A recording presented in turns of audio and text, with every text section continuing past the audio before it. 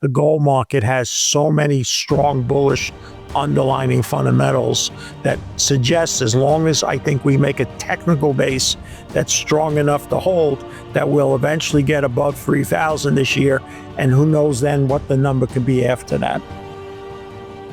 This is Kaiser Johnson with Liberty and Finance, and these are the Miles Franklin Weekly Specials while supplies last. Pre-1965 mixed junk silver is just $1.99 over spot per ounce. And pre-65 half dollars are just $2.25 over spot per ounce. Backdated 1-ounce gold South African Krugerrand are just $49 over spot per ounce. And 10-ounce silver Nordic Mint bars are just $2.10 over spot per ounce. To order our specials or any of the many other options we have available, call us at 1-888-81-LIBERTY. That's 1-888-815-4237. We're available after hours and on weekends, and we look forward to speaking with you. Hey everyone, this is Elijah K. Johnson with Liberty and Finance. And back with us today is our good friend Peter Grandich from Peter Grandich & Company. Peter, thank you so much for joining us today. Always good to be with you, Elijah. It's great to have you today. I did want to first talk about the stock market. Before we started recording, you had mentioned how you need to wear a seatbelt if you're looking at the stock market now. So what do you think is happening with this choppy action? Well, it's very volatile. That's unusually volatile. The other day, I never saw Dow fall 500 points in the first 3 minutes of trading. I would argue that from a technical standpoint, after a long bull market run, whenever markets start to swing widely after a long move down or up, it's usually a signal that that move is coming to an end. And the volatility is between the late Johnny-come-latelys to whatever the move was, and the early people who are speculating that the turn is coming.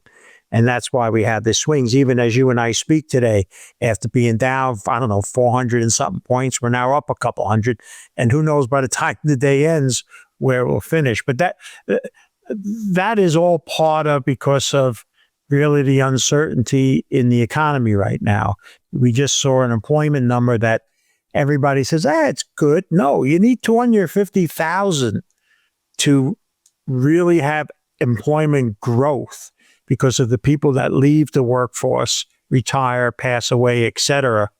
And, that was a substandard employment number, and it plays into a bunch of the economic numbers that have been out that are clearly suggesting a much softer economy, if not a recessionary climate. And we have the Atlanta Fed, which tends to be a volatile index, go from almost up 4% 6 weeks ago, now looking for a contraction that may be closer to 4%. So the volatility in the stock market, the uncertainty of, I joked this morning, and I think I posted it on my X page, that I just like to have the cell phone of Lubnick, because every time he comes and says one thing or another on a way of whether or not what may or may not be with the tariffs, the market moves several hundred points. So it's unsettling for business. If you can imagine any business planners out there, between the tariff news and now the employment news, we've seen the drop, much higher increase in layoffs. So this is if you're a bull, you can use the word unsettling.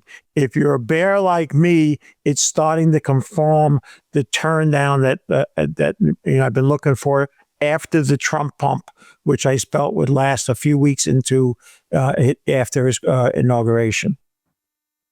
Now, what is your take on the strength we've seen in both gold and silver as we've seen choppy market action in the stock market? It seems like gold and silver precious metals are holding up pretty well. Hold on. I think I hear somebody from the mainstream media saying something about gold. Oh, I'm sorry. I thought maybe they might say something about that. After all, it's outperformed their most talked about investment stocks and bonds for 25 years. And they can't even get a mention. Copper goes up 5% in a day. Pin drop. That's all good, even though you're frustrated because you like to turn on the mainstream media and hear somebody confirming. But we've seen the performance. Look at the tremendous move in gold in just 2 years. Now, I've been in the camp, and people that want everything to go straight up don't understand that markets are always best when they go 2 steps up and 1 step back. And we had a huge move from just under 2,000 to just below 3,000 without a serious correction or consolidation during that period. And so if you want prices much higher than 3,000, we need a base just under it to give us that foundation that would hold so we don't go quickly above it like a bottle rocket, explode, and then just fall back to earth. So I'm very, very bullish on the gold market. The silver market is starting to peak up. It's still in the back seat next to gold. But, I suspect when it takes out the key number, which will bring all the momentum players in that 35, 36 area will go. And of course, the copper market is trading, just couldn't ask for better. So despite not hearing it outside the limited industry that we work in, it's still very, very bullish scenarios for the metals, and not even a beginning or a hint of anything serious in terms of downside risk. Now, as we move forward here, do you just see continued sideways action in the stock market? I mean, a lot of people were expecting when, Trump being president, this is going to be fantastic for the economy. But as you mentioned, it seems like that's kind of questionable now with tariffs and all of that. So what kind of action do you see moving forward here? Well, I always like to say those of us who look in a crystal ball, the only thing we become experts in is how to eat a lot of broken glass. So I given up forecasting moves decades ago. I'll make an educated guess. And maybe after 41 years, you have the right and have the ability to make a guess. But the market has been priced for perfection. In other words, it's traded at one of the highest valuations ever. It had a group of stocks that were basically the backbone to it, the Magnificent Seven or whatever you call. They've rolled over. A lot of the indicators that markets are peaking are out there. They're telling us that. And, you can't expect to turn on a general financial news network and hear them to say that, because quite honestly, and I'll say it before and I'll say it again, most of those talking heads, Elijah, could be tossed off the Empire State Building and all the way down. They'd all say the same thing. Hey, so far, so good. So I don't expect them to ever give me an objective analysis. But the stock market, if it is still a place where you buy and sell part ownerships of businesses, and businesses still rely more on the economy than anything else, then I think that market, for me at least, is a sideways at best, maybe ink out small gains, but there's more danger of sharper declines than more sharper rises. Now, when it comes coming back to precious metals here, you mentioned how it seems like there's strength in the market and we could see potential for a rise here. The miners are quite interesting because they have risen, but if you really compare how much they're mining, it's costing to mine gold out of the ground to what the price of gold is right now, there's a huge gap for a lot of the big miners there. So your perspective on that, kind of where the miners are right now, and if we continue to see price rising, it seems like the miners would have to catch up.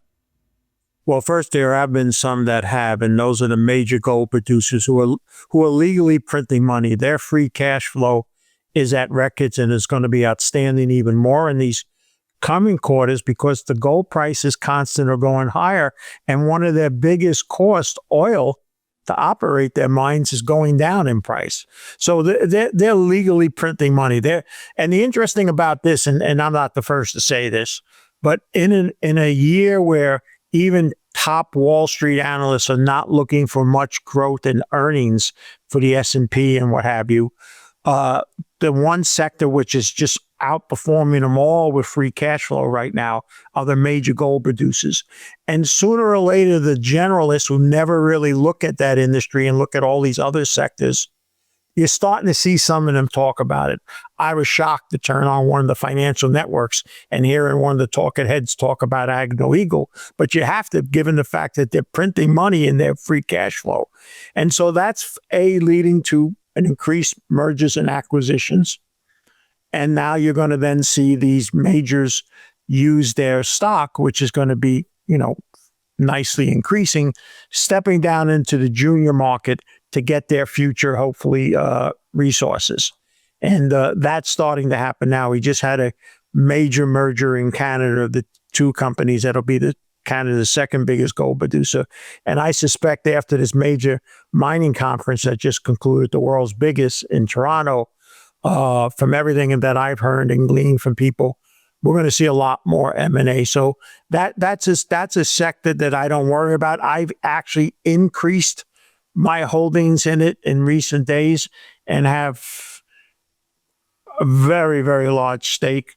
Not a stake that the average person should take equally in terms of percentage with dollars and cash, but I'm convinced that it will come not trickle down to the junior market, but make that junior market explode. And we're already seeing that. We're seeing things like the GXXJ and all nicely up already for the year, but because it was so bad for so long, and still a lot of them are still not performing well, there's still a feeling of loss among the individual shareholders, but that's turning for the right reasons. Now, when it comes to geopolitical risk, we also have that in the news, obviously, with Trump's meeting with President Zelensky from Ukraine. Your perspective on that meeting, and also it seems like he announced kind of a final warning saying, that we need to come to peace. So your perspective on how that is all shaking out here. Well, just as you and I went to record, I posted on my X page, not only that, and he's basically said, this is it. If they don't want peace, we're out of here. But Trump's comment about Iran today was the most aggressive I've heard in years by a president of the United States. He's basically said that they're basically running out of time and the fuse is short.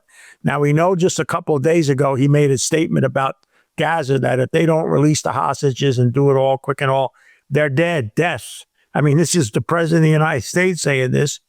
And then, of course, today he's basically implied that they cannot have a nuclear weapon and the time has come really, really short. Now, when you tie that into some of the things Israel has said, when we tie it into Iran in recent days, have noted how they've been refortifying their nuclear facilities, and then even put out a statement a couple of weeks ago that even if they do get bombed, they'll have the ability to build new ones elsewhere. It suggests to me that the Middle East may be getting set for one of its biggest confrontations, more so than we've even seen in recent years. So you have the Ukraine, you have the Middle East. Taiwan is still having those issues with China. We just had China basically say, if you want war, you want a trade war, you want a regular war, we're ready for it and we're ready to fight to the end. I'd say the geopolitical picture is not a pretty one. And there's multiple areas where things go wrong. That's beneficial to gold, Elijah, but make no mistake about it. The central banks continue to buy gold. We saw the repatriation, and now we're seeing this movement of gold. And maybe it was a question, and I hope I'm not jumping you, but there was a great story out today, and I put it out, and a guy made a lot of sense, circumstantial evidence, but it made a lot of sense that a key reason for this gold to come back is that this new administration basically discovered that Fort Knox doesn't have all the gold that a lot of people said it had. Because it made no sense to me, Elijah, why a couple of weeks ago, why would you bring up as the president, yeah, we're going to go there and open the door and see what's there. I mean, it doesn't bode well if the president got on a plane today, went down to Fort Knox and opened up, and either some of the gold or none of the gold is there. It doesn't do the United States really, really well. Very, very interesting times, but the continuing unstoppable purchasing of gold by central banks is the single biggest supporting factor. They're not buying Bitcoin. They're not forming a quasi, and it's a BS calling a strategic reserve when you're just taking something out of the lost and found and putting a sign on it now. But the bottom line is the gold market has so many strong bullish underlying fundamentals that suggests, as long as I think we make a technical base that's strong enough to hold, that we'll eventually get above 3,000 this year. And who knows then what the number could be after that. You mentioned, obviously, the interesting flows from London to the U.S. And yeah, it has been speculated that this is to refill Fort Knox, if not all the gold is there. Obviously, the timing is interesting. Them saying that at the same time all this gold is flowing. I guess your perspective on that, because it seems in the last month or two, very strange action in the gold market. Well, there is a real positive that a lot of people don't speak about simply because it's not around anymore. And when it does show its head, it only lasts for hours now. But we have to remember, if anybody that's been involved in the gold market for the last several decades, that the paper market greatly manipulated versus what happened in the physical market. That the London and COMEX, or some of us like to call it the CRIMEX, seem to be able to manipulate the paper market of the paper price of gold and suppress the rise. Everybody goes, well, but it still went up, but we still feel it would have went up a lot more if it wasn't for that suppression. The argument for the suppression has always been is that these people have written derivatives, kind of like the movies, The Producer, where they sold more than 100% of what they had. And the clear indication when gold trading really moved to Asia and became dominant there, in an area of the world where people are, Americans are going into malls on the weekend to buy things they can't afford. Chinese citizens are going into malls on the weekend to buy gold, and the government supports them. So that paper market that used to be a negative to the gold market is all but over. When we have a $30 or $60 or $70 down day, years ago, they could last for months. Now they last for hours or maybe a day or two. And that's another very, very bullish indicator, and also plays into the hand in the roll that there could be a lot of people caught with their pants down, so to speak. And the government recognizes that, and they want transparency. Listen, there's no question. The other thing that we shouldn't lose sight of is there's no question that one of the things I believe is on Trump's administration's mind is to revalue the gold. It makes sense for them to do that now, especially a country that's so indebted. It'll give them some breathing room to borrow money if they can, start pricing gold at least near what its current price is. Now, there's people talking about it pricing it at 5,000 and all. I don't think they could justify it pricing it above where it's trading, but I certainly think they're going to revalue it. And that's just another bullish factor for gold overall. Can you expand a bit on that? Like, how would that help the U.S.? Because right now, obviously, the gold at Fort Knox is valued at a ridiculous price of $40-some per ounce, and so they'd revalue it to $2,900. But it's still the same amount of gold. So how does the U.S. actually take advantage then of that amount? The bottom line is, if you think about an asset sheet right now, you have a business and all. So now let's just say it's worth $5, but because you revalue it, it's worth $300. More people, banks and all, will be more willing to deal with you because you have more of an asset base than you had. They'll probably be able to use that in some way to help with some. I don't think they're paying down the debt. I think, listen, people get mad when I say this because I get from both sides, because I'm neither a Magna or a Trump hater. I like the man for a certain amount of reasons, and there's some things I don't really care about. And the one thing that he's never been in this entire history is an austerity person. He's a great believer in debt and the leverage of debt. We've seen that in businesses, and sometimes it caught him into some serious problems. So I don't believe there's a motive or a hidden agenda to somehow do all this so we can reduce the debt. I do think they want to make an honest effort because they recognize as business people, you can't keep running $2, $3, $4 trillion deficits, because even if that stops now, still having $36 trillion in debt, we're never paying that off. It's ridiculous. He did make that comment once or twice that we're going to pay off the debt. How could a country where 2/3 of its workforce is working paycheck to paycheck, and a government only exists on the taxing power that it has from its citizens, how could we ever expect our working force to come up with enough money separate from everything that it needs to live to pay back $36 trillion that we owe? And that's one of the things, concerns about long-term for the bond market that I think people should just put in the back of their mind now. Yes, interest rates have come off a little, they've come lower, and that's decent. But there's going to come a time, whether the economy is strong or weak, that bond yields can go greatly higher if people become more and more concerned of our ability to pay the interest. I don't think people even worry about the principal anymore. I don't think they ever expect that. They just hope we can keep paying the interest so the debt that they do have outstanding can be refinanced and they can be repaid.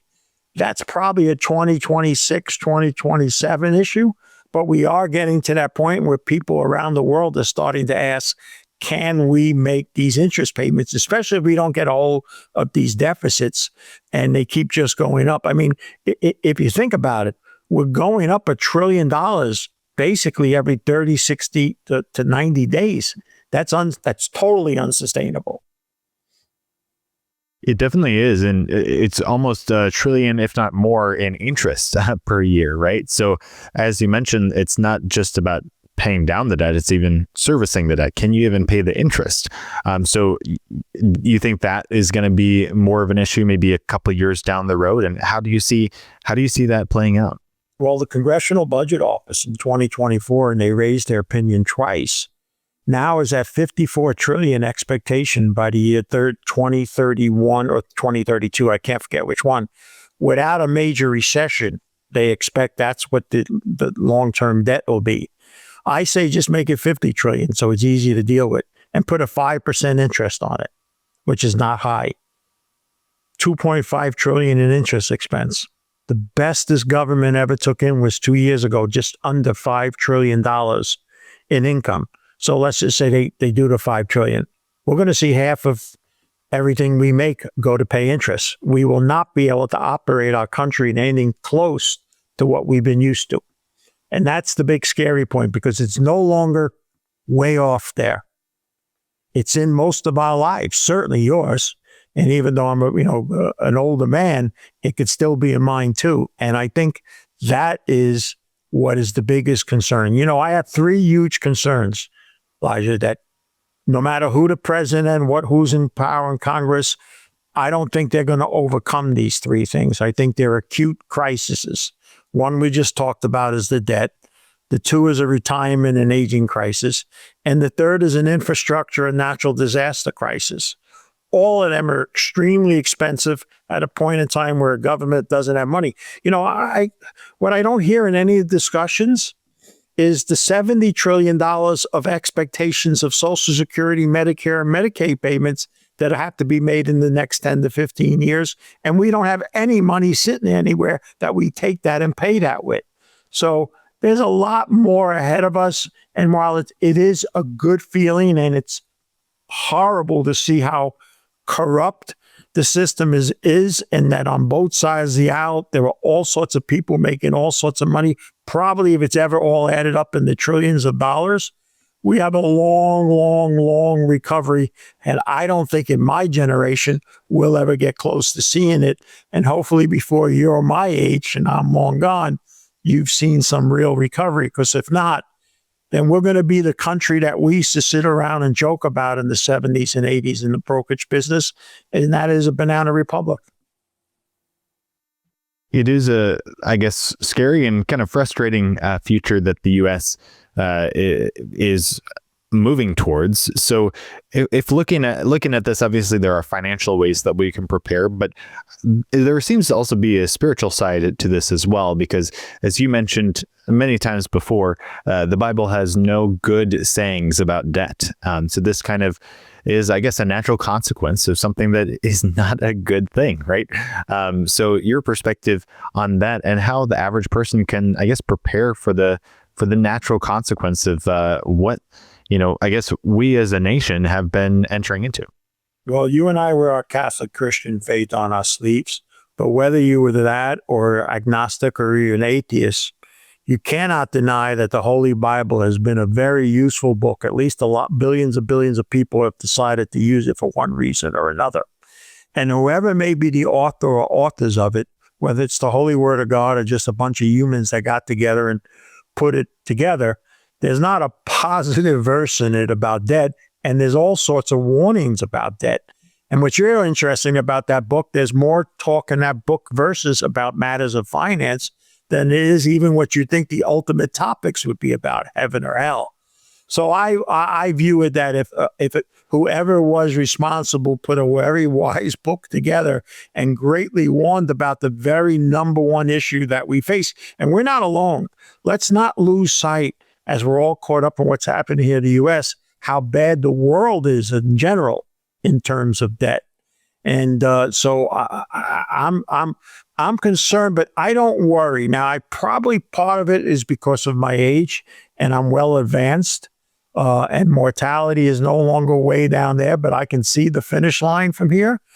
But I think if you don't have an expectation of anything more than this, you worry more than if your expectation is just a starting ground for hopefully something that's a lot better and forever everlasting, and maybe then not to worry as much as seemingly some people are at this point in time. And if our viewers are interested in learning more, they can go to petergrandich.com. Your service really takes a both and, or a spiritual and a financial view of things. So can you tell us a bit about this? Well, petergrandich.com, yeah, that's where still the planning group that I am part of for just U.S. residents. I share both my outlooks, both from a secular and as well as spiritual, but my day views of the markets, which are mostly secular. There isn't a lot of time beating my chest about my faith, will be found on my X page. And of course, I have a YouTube channel where I make comments from time to time, and then I'm blessed by great people like you that interview me. I post those interviews there. Fantastic. Well, we appreciate your time today, as always. Any last thoughts before I let you go? Well, I think that we joked about buckling up, but I think volatility is here to stay. And I also think that as much as people thought that after the election there would be more harmony, we not only lost the middle class in this country, we lost the middle ground. People have moved directly one way or another. And unfortunately, I think the social and political aspect of the fears that I had, as much as the economics for the country, are going to get worse, not get better. But through that all, faith, at least for me, will be my guide through it, and to understand that if I am correct, and there is this Almighty God, He's aware of this, He's allowed it to happen, and according to Him, all things, not most, but all things will work out for the best for those who have faith in Him. And that's how I hope to live the rest of my natural life. Fantastic. Well, we really appreciate your time, as always, and your insights. Thank you so much, Peter, and God bless. God bless you, my friend. This is Kaiser Johnson with Liberty and Finance, and these are the Miles Franklin Weekly Specials while supplies last. Pre-1965 mixed junk silver is just $1.99 over spot per ounce, and pre-65 half dollars are just $2.25 over spot per ounce. Backdated 1 ounce gold South African Krugerrand are just $49 over spot per ounce. And 10 ounce silver Nordic Mint bars are just $2.10 over spot per ounce. To order our specials or any of the many other options we have available, call us at 1-888-81-LIBERTY. That's 1-888-815-4237. We're available after hours and on weekends, and we look forward to speaking with you.